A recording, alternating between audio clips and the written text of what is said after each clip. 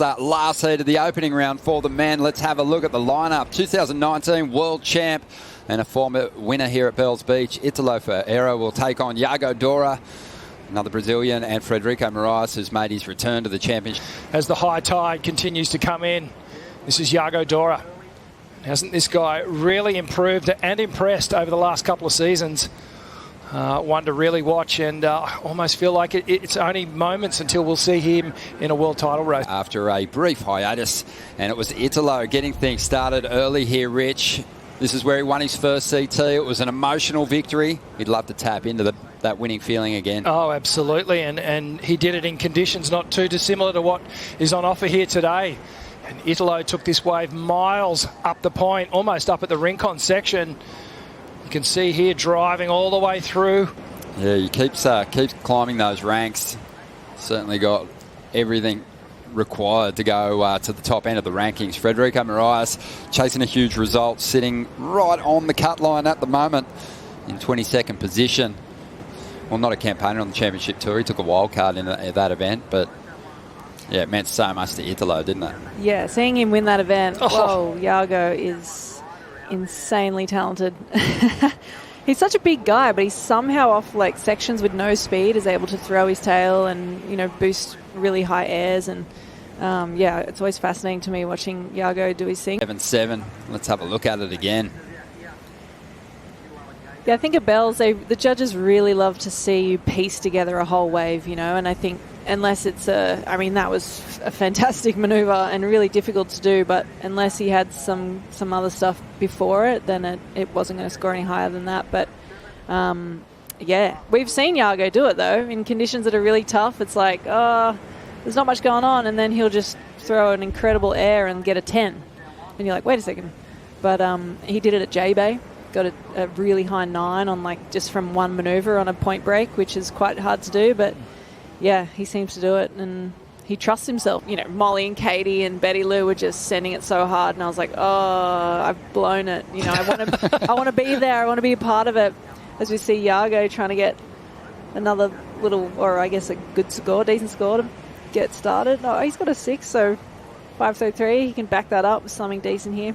Well, you can see what he's thinking as he stands on the tail now, just waiting for this wave to steepen on the inside. Going to go for something big here. Drives up into the lip. Solid finish. Will probably be better than the 4.77. Just a bit more of a combo through that ride. Devastating, because I was like, oh man, I want to be a part of it. Oh, for sure. But at the same time, I was so proud of all of the young women who are out there doing it, and I was feeling like that real shift had just happened, and like we've all been saying, give us an opportunity and we'll go for it. And that was the perfect example of that. So as we see Yago smash this inside here, yeah, that'd be a pretty decent score for him.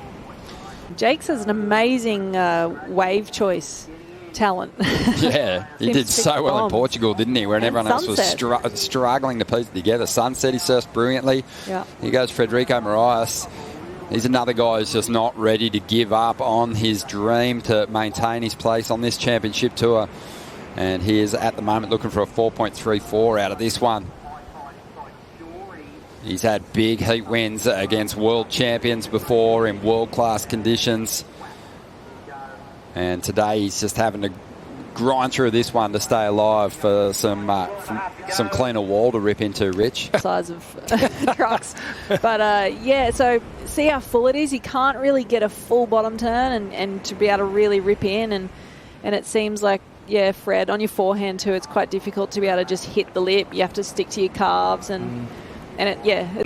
You know, we don't often see him break into those kind of 9 and 10 and even 8-point rides, but he's capable of it, you know, and perhaps that's what Dog is just thinking. Maybe open up a little bit more, go for it. We have seen him go there before. Early, you know, I think I mentioned earlier that he's been to some pretty lofty heights on the rankings before. Back in 2017, he was like just all big, full rail calves. I think he was... You know, didn't have the kind of scar tissue of poor seasons at that point. He was young, he was fresh, and he was leaning into those big front side calves and just consistently getting big scores. You could tell it meant something to him. He knew it was his best yet, and the pressure was on. He's also made Italo pay for a fall here, Rich, by the looks of things. Yeah, Italo just getting stuck behind the section here. You could see how much warble and bump was on the face of that wave and through the lip as well. So this high tide, we talk about it, high tide and wind at Bells like oil and water. They just do not go together. When Yago Dora has just been chipping away at his rivals in this heat, hasn't established a massive lead, but is in a pretty decent position as he looks to improve that heat score total with a strong start, driving back into the pocket. Solid work on those first two sections, but this wave breaks in half and he's going to ditch it. He took a wave that's not going to really eventuate into much of a number. That's going to leave the door open for this man, the pride of Portugal, Frederico Morais, after a really low number to get himself up into the top two here.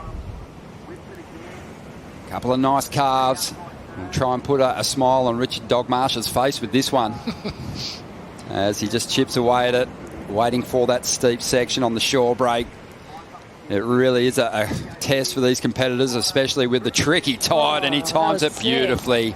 He gets the nod from Steph Gilmore. Great Steph, finish. Talk to us about the challenges in riding through all that dead water and then finding the momentum. It's probably not a good choice, but it seemed like after this first manoeuvre, things cleaned up and he was able to really get to work.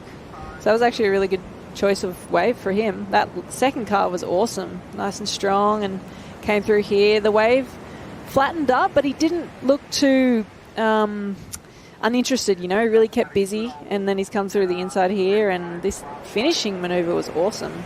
Lots of power. Sorry, you got another manoeuvre in here, and then smashes it right here. Yeah, it was great. Really good. I think all the names of the past winners and the history there is really what makes it extra special. Yeah, as we see Italo trying to get one last chance at backing his 6-point ride up. He's got two okay turns here. He's just getting stuck behind the white water, and this wave, I'm sure he'll do the little dead water dance and then move into the inside and try and finish it off. It's not doing too much for him, but it's a nice snap there. He's so strong, you never know what he's going to do. That's my favourite part about watching Italo. There's always some kind of surprise, but onto the dry sand.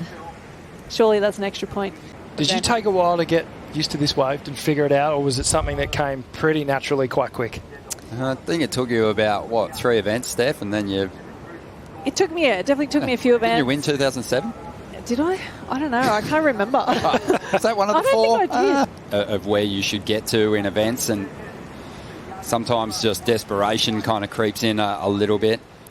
Yeah, defending a world title is really difficult. As we see Yago go absolutely ham. Two really strong manoeuvres. And, just dealing with this foamy white water here. But he'll come through to the inside. This is going to be a pretty good score for Yago. Italo could prove me wrong here, and this could be the decision to go that wave. Might get him through this heat, or maybe Frederico's on one on the outside. He'll definitely come back. Oh, let's have a look. So this was Frederico's opportunity to perhaps get himself into the top two, but not really looking like the number, is it? Nope. No way. Needed a 4.68. Needed a 4.68. We know that's not going to go there.